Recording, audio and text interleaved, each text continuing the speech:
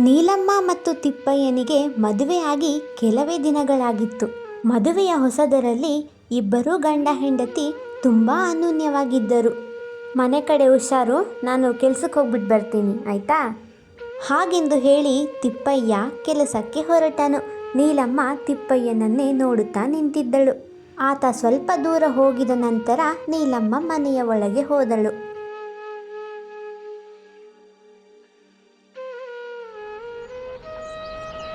ನೀಲಮ್ಮ ಮನೆಯ ದಿನಸಿ ತರುವುದಕ್ಕೆಂದು ಅಂಗಡಿಗೆ ಹೋಗಿ ಮನೆಗೆ ಹಿಂತಿರುಗುತ್ತಿದ್ದ ವೇಳೆ ದಾರಿಯಲ್ಲಿ ಅವಳ ಗಂಡ ತಿಪ್ಪಯ್ಯ ಪರಸ್ತ್ರೀ ಜೊತೆ ಮಾತಾಡುವುದನ್ನು ಕಂಡು ಬೆರಗಾದಳು. ಆಶ್ಚರ್ಯದಿಂದ ಅಲ್ಲೇ ನಿಂತು ಗಂಡನನ್ನು ನೋಡುತ್ತಿದ್ದಳು. ರೀ, ಇಲ್ಲೇನು ಮಾಡ್ತಾ ಇದ್ದೀರಾ ನೀವು? ಕೆಲ್ಸಕ್ಕೆ ಹೋಗ್ತೀನಿ ಅಂತ ಹೇಳಿದ್ರಿ ಅಲ್ವಾ? ಇಲ್ಲಿ ಇವ್ರು ಯಾರ ಹತ್ರನೋ ಮಾತಾಡ್ಕೊಂಡು ಕುಂತಿದ್ದೀರಾ? ಬಂದ್ರಿ ಮನೆಗೆ ಹೋಗೋಣ. ನೀಲಮ್ಮ, ನೀನು ಮನೆಗೆ ಹೋಗು, ನನಗೆ ಸ್ವಲ್ಪ ಕೆಲಸ ಇದೆ, ಏನೋ ಇಂಪಾರ್ಟೆಂಟ್ ಮಾತಾಡ್ತಾ ಇದ್ದೀನಿ, ನನಗೆ ಪ್ರಶ್ನೆ ಆಗ್ತೀಯಾ? ಹೋಗಿ ಮನೆಗೆ ಬಂದು ಮಾತಾಡ್ತೀನಿ. ಹಾಗೆಂದು ಹೇಳಿದಾಗ ನೀಲಮ್ಮ ಸಪ್ಪೆ ಮಾರಿ ಇಟ್ಟುಕೊಂಡು ಅಲ್ಲಿಂದ ಮನೆಗೆ ಹೋದಳು. ಯಾವುದೇ ಹೆಣ್ಣಾಗಲಿ ಅವಳ ಗಂಡ ಪರಸ್ತ್ರೀ ಜೊತೆ ಮಾತಾಡೋದನ್ನು ಕಂಡು ಸಹಿಸುತ್ತಾಳಾ? ರೀ, ಯಾರ್ರೀ ಆ ಯಮ್ಮ?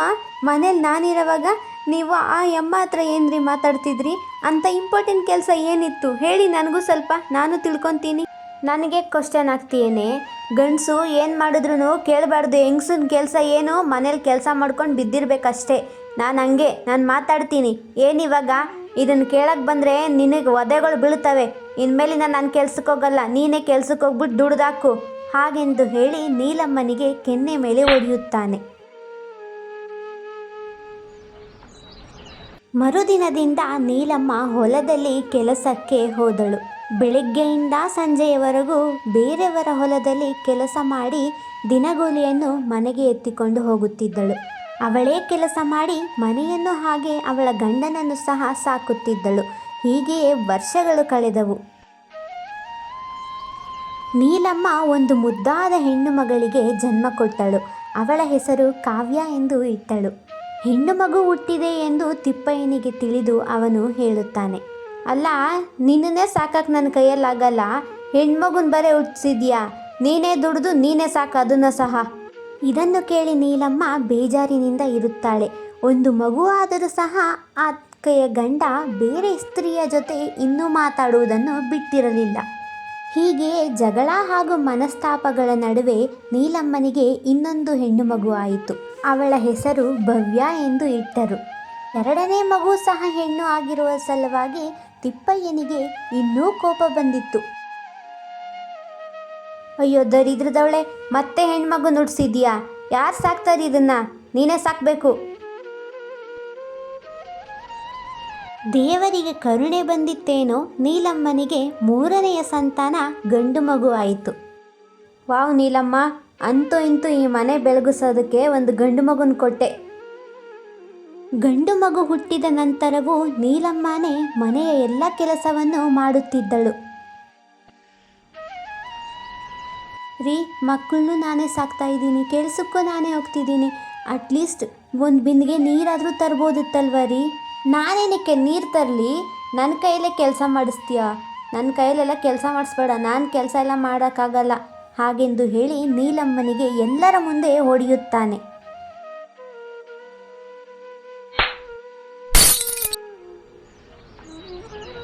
ಊರಿನ ಜನರೆಲ್ಲ ತಿಪ್ಪಯ್ಯನ ಮುಂದೆ ಅವನನ್ನು ಹೊಗಳುತ್ತಿದ್ದರು. ಆದರೆ ಅವನ ಹಿಂದೆ ಹೆಂಡತಿಗೆ ಎಷ್ಟು ಮೋಸ ಮಾಡುತ್ತಾನೆ, ಕ್ರೂರಿ ಎಂದು ಬೈಯುತ್ತಿದ್ದರು. ನೀಲಮ್ಮನಿಗೆ ಇನ್ನೊಂದು ಗಂಡು ಮಗು ಆಯಿತು. ಅವನ ಹೆಸರು ರವಿ ಎಂದು ಇಟ್ಟರು. ಹಾಗೆ ಅವಳ 3 ಮಕ್ಕಳು ಸಹ ಅವಳ ಸೇವೆ ಮಾಡುತ್ತಿದ್ದರು. ಸಮಯವಿದ್ದಾಗ ಕಾವ್ಯ, ಭವ್ಯ ಮತ್ತು ಮಹೇಶ್ ರವಿಯ ಜೊತೆ ಆಟವಾಡುತ್ತಿದ್ದರು. ಎಷ್ಟೇ ಆದರೂ ಸಹ ನೀಲಮ್ಮನ ಮನಸ್ಸಿನಲ್ಲಿ ಅವಳ ಗಂಡನ ಕುರಿತು ನೋವಿತ್ತು. ಎಷ್ಟೇ ಆದರೂ ಮಕ್ಕಳ ಜೊತೆ ನೆಮ್ಮದಿಯಾಗಿ ಇದ್ದಳು. ಮಕ್ಕಳಿಗೆ ಅಡಿಗೆ ಮಾಡುವುದನ್ನು ಹಾಗೆ ಮನೆ ಕೆಲಸ ಮಾಡುವುದನ್ನು ಕಲಿಸಿದಳು. ಅನ್ನ ಸಾರು ರೊಟ್ಟಿ ಮಾಡು ಆಯಿತಾ? ರೊಟ್ಟಿ ರೌಂಡಾಗಿರಬೇಕು, ಇಲ್ಲಾಂದರೆ ನಿಮ್ಮ ಅಪ್ಪನ ಕೋಪ ಗೊತ್ತಲ್ಲ. ಏನೇ ನಿಂಗಮ್ಮ ಗೊತ್ತಲ್ಲ, ಅವಳನ್ನ ಕರ್ಕೊಂಬ, ಸ್ವಲ್ಪ ಏನೋ ಮಾತಾಡಬೇಕು. ಅವಳು ಬಂದಮೇಲೆ ನೀನು ಆಚೆ ಹೋಗು, ನನ್ನ ಕಣ್ಮುಂದೆ ಕಾಣಿಸ್ಬಾರ್ದು ನೀನು. ಹೋಗೋಗು, ಬೇಗ ಕರ್ಕೊಂಡು ಬಾ. ಮೊದಲೆಲ್ಲ ಪರಸ್ತ್ರೀಯನ್ನು ಮನೆಯ ಆಚೆ ಮಾತಾಡಿಸುತ್ತಿದ್ದ, ಆದರೆ ಈಗ ಮನೆಯ ಒಳಗೆ ಕರೆದುಕೊಂಡು ಬಾ ಎಂದು ಹೇಳಿದ್ದಕ್ಕೆ ನೀಲಮ್ಮನ ಮನಸ್ಸಿಗೆ ತುಂಬ ನೋವುಂಟಾಗುತ್ತದೆ. ನೀಲಮ್ಮನನ್ನು ಹೆಂಡತಿಯಲ್ಲದೆ ಮನೆಯ ಕೆಲಸದವಳ ಥರ ನೋಡುತ್ತಿದ್ದ. ನನ್ನ ಗಂಡ ನಿಮ್ಮ ಹತ್ರ ಏನೋ ಮಾತಾಡಬೇಕಂತೆ, ಕರೀತಾ ಇದ್ದಾರೆ, ಬನ್ನಿ. ಓ ಹೌದಾ, ತಿಪ್ಪಯ್ಯ ಕರೆದಿದ್ದಾನಾ? 2 ನಿಮಿಷದಲ್ಲಿ ಬರ್ತೀನಿ ಅಂತ ಹೋಗಿ ಹೇಳಮ್ಮ, ಬರ್ತೀನಿ. ಹೇಳ್ದೆ ನಿಂಗಮ್ಮನ್ಗ, ನೀನ್ಯಾಕೆ ಕಣ್ಮುಂದೆ ಬಂದಿದ್ಯಾ? ಸರಿ ಸರಿ, ಹೆಂಗೋ ಬಂದಿದ್ಯಲ್ಲ, ಅಲ್ಲಿ ಸಾರಾಯಿ ಬಟ್ಲೈತೆ, ಹೋಗಿ ಎತ್ಕೊಂಡು ಬಾ ಬೇಗ. ಹಾಗೆಂದು ಹೇಳಿದಾಗ ನೀಲಮ್ಮ ಸಾರಾಯಿ ಬಾಟಲನ್ನು ತೆಗೆದುಕೊಂಡು ಬರಲು ಹೋಗುತ್ತಾಳೆ. ಅದೇ ಸಮಯದಲ್ಲಿ ನಿಂಗಮ್ಮ ಸಹ ಅಲ್ಲಿಗೆ ಬರುತ್ತಾಳೆ. ನೀಲಮ್ಮ ಸಾರಾಯಿ ಬಾಟಲನ್ನು ತೆಗೆದುಕೊಂಡು ಬಂದು ತಿಪ್ಪಯ್ಯನ ಕೈಯಲ್ಲಿ ಕೊಡುತ್ತಾಳೆ. ನಿಂಗಮ್ಮ ಅಲ್ಲಿ ಬಂದಿರುವುದನ್ನು ನೋಡಿ ನೀಲಮ್ಮನ ಕಣ್ಣಲ್ಲಿ ನೋವು ತುಂಬಿತ್ತು. ಕೊಟ್ಟಲ್ಲ, ಇನ್ನು ಏನು ಇಲ್ಲೇ ನಿಂತಿದ್ಯಾ? ಹೋಗೋಗು, ನನ್ನ ಕಣ್ಣು ಮುಂದೆ ಕಾಣಿಸ್ಬೇಡ ಅಂತ ಹೇಳಿದ್ದೀನಿ ತಾನೆ, ಹೋಗೆ. ಹಾಗೆಂತ ಹೇಳಿದಾಗ ನೀಲಮ್ಮ ಅಲ್ಲಿಂದ ಹೊರಟು ಹೋಗಿ ಹಾಲಿನಲ್ಲಿ ಮಲಗಿ ಅಳುತ್ತಾ ಇರುತ್ತಾಳೆ. ಆದರೆ ಇತ್ತ ಕಡೆ ತಿಪ್ಪಯ್ಯ ಎಣ್ಣೆಯನ್ನು ಹೊಡೆದು ಖುಷಿಯಾಗಿ ಇರುತ್ತಾನೆ. ಇದರ ಬಗ್ಗೆ ಏನಾದರೂ ಪ್ರಶ್ನಿಸಿದರೆ ಅವಳಿಗೂ ಹಾಗೆ ಅವಳ ಮಕ್ಕಳಿಗೂ ಸಹ ಹೊಡೆಯುತ್ತಿದ್ದ. ದೇವ್ರೆ, ನೀನೇ ನನ್ನ ದಾರಿ ತೋರಿಸು ದೇವ್ರೆ, ಇಂಥ ಗಂಡನ ಜೊತೆ ನಾನು ಹೇಗಿರಲಿ? ನನ್ನ ಕೈಯಲ್ಲಿ ಆಗ್ತಿಲ್ಲ ದೇವ್ರೆ.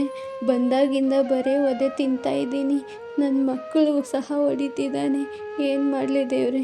ನೀನೇ ಹೇಳು, ನನ್ನ ಕೈಯಲ್ಲಿ ಆಗ್ತಿಲ್ಲ ದೇವ್ರೆ. ದೇವ್ರೆ, ನೀನೇ ಕಾಪಾಡಪ್ಪ ನನ್ನನ್ನು. ಒಂದು ದಿನ ನೀಲಮ್ಮ ಕುಡಿಯಬೇಡ ಎಂದು ಹೇಳಿದ್ದಕ್ಕೆ ಅವತ್ತು ಸಹ ಅವಳಿಗೆ ಹೊಡೆದನು. ನೋಡು, ಇದು ನನ್ನ ಮನೆ, ನಾನು ಕುಡಿತೀನಿ, ಏನಾದರೂ ಮಾಡ್ತೀನಿ, ನಿನಗೆ ಕೇಳೋ ಅಧಿಕಾರ ಇಲ್ಲ. ದೇವ್ರೆ, ನೀನೇ ನನಗೊಂದು ದಾರಿ ತೋರ್ಸಪ್ಪ. ನಾನು ಏನು ಮಾಡಲಿ? ಇಂಥ ಗಂಡನ ಜೊತೆ ಅಂತೂ ಸಂಸಾರ ಮಾಡೋಕ್ಕಾಗಲ್ಲ. ಎಲ್ಲಾದರೂ ದೂರ ಹೋಗಿಬಿಡೋಣ ಅನ್ನಿಸ್ತಿದೆ. ಆದರೆ ಒಂದು ಮಗು ಇದೆ, ಇನ್ನು 3 ಮಕ್ಕಳಿದ್ದಾರೆ. ಎಷ್ಟೇ ಆದರೂ ಅವನ ಮಕ್ಕಳಲ್ಲ, ಅವನೇ ಸಾಕಲಿ. ನಾನು ಎಲ್ಲಾದರೂ ಒಂದು ದೇವಸ್ಥಾನದಲ್ಲ ಇದ್ದು ಜೀವನ ಮಾಡ್ತೀನಿ. ನೀಲಮ್ಮ ಒಂದು ಮಗುವನ್ನು ತೆಗೆದುಕೊಂಡು ಮನೆ ಬಿಟ್ಟು ಹೋಗುವ ನಿರ್ಧಾರ ಮಾಡುತ್ತಾಳೆ.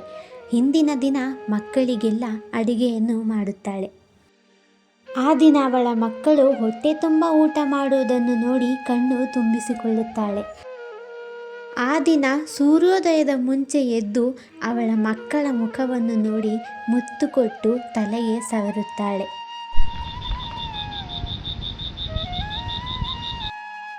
ಬೆಳಿಗ್ಗೆಯೇ ಮಗುವನ್ನು ತೆಗೆದುಕೊಂಡು ಊರಿನಿಂದ ಆಚೆ ಹೋಗುತ್ತಾಳೆ. ಊರಿನ ಜನರೆಲ್ಲ ಅಯ್ಯೋ ಪಾಪ ಎಂದು ಮಾತನಾಡಲು ಶುರು ಮಾಡುತ್ತಾರೆ. ಯಾವಯ್ಯ ಸರಿಯಾಗಿದ್ರೆ ಅವಮ್ಮ ಯಾಕೆ ಓದ್ತಿದ್ಲು?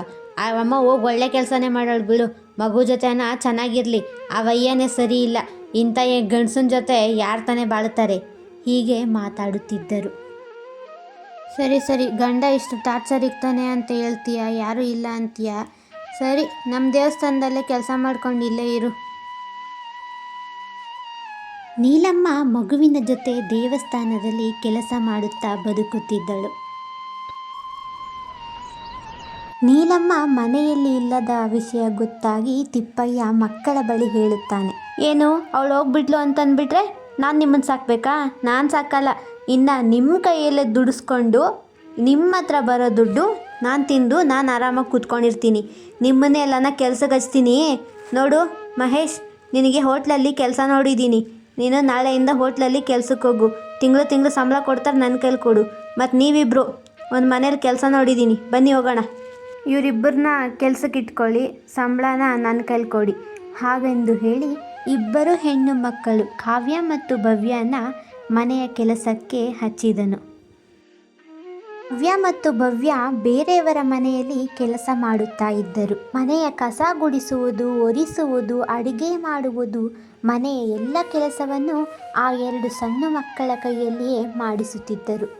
ಬೇರೆಯವರ ಮನೆಯ ಕೆಲಸವಲ್ಲದೆ ಅವರು ಹಿಂತಿರುಗಿ ಮನೆಗೆ ಬಂದಾಗ ಅವರ ಮನೆಯಲ್ಲೂ ಸಹ ಅವರೇ ಕೆಲಸ ಮಾಡಬೇಕಾಗಿತ್ತು. ಇನ್ನು ಮಹೇಶನನ್ನು ಊರಿನ ಆಚೆ ಇರುವ ಒಂದು ದೊಡ್ಡ ಹೋಟೆಲ್ನಲ್ಲಿ ಕೆಲಸಕ್ಕೆ ಕಳುಹಿಸುತ್ತಾನೆ. ಮಹೇಶ್ ಹೋಟೆಲ್ನಲ್ಲಿಯೇ ಕೆಲಸ ಮಾಡಿ ಅಲ್ಲಿಯೇ ಮಲಗುತ್ತಿದ್ದ.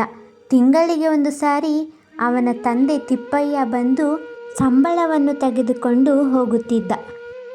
ತಗೊಳಪ್ಪ ಈ ತಿಂಗಳ ಸಂಬಳ. ತಿಪ್ಪಯ್ಯ ಸಂಬಳ ಮಾತ್ರ ತೆಗೆದುಕೊಳ್ಳುತ್ತಿದ್ದ. ಮಹೇಶ್ನನ್ನು ಸ್ವಲ್ಪ ಕೂಡ ಮುದ್ದಾಡುತ್ತಿರಲಿಲ್ಲ. ತಿಪ್ಪಯ್ಯ, ಮೊನ್ನೆ ಹಾಸನ್ಗೆ ಹೋಗಿದ್ದೆ. ನೀನು ಹೆಂಡ್ತಿ ನೋಡಿದೆ. ನೀನು ಹೆಂಡ್ತಿ ಹಾಸನದಲ್ಲಿ ಒಂದು ದೇವಸ್ಥಾನ ಇದೆ, ದೊಡ್ಡ ದೇವಸ್ಥಾನ, ಅಲ್ಲಿದ್ದಾಳೆ.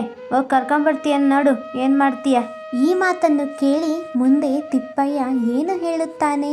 ನೀಲಮ್ಮ ಸಿಕ್ಕಳ? ಮತ್ತೆ ಅವನ ಮಗ ಏನಾದ? ಅವಳ 2 ಮಕ್ಕಳು ಏನಾದರು? ನೀಲಮ್ಮ ಸಿಕ್ಕ ಮೇಲೆ ಏನು ಮಾಡಬಹುದು ಎಂದು ನೋಡಲು ಮುಂದಿನ ಸಂಚಿಕೆಯಲ್ಲಿ ಕಾಯೋಣ.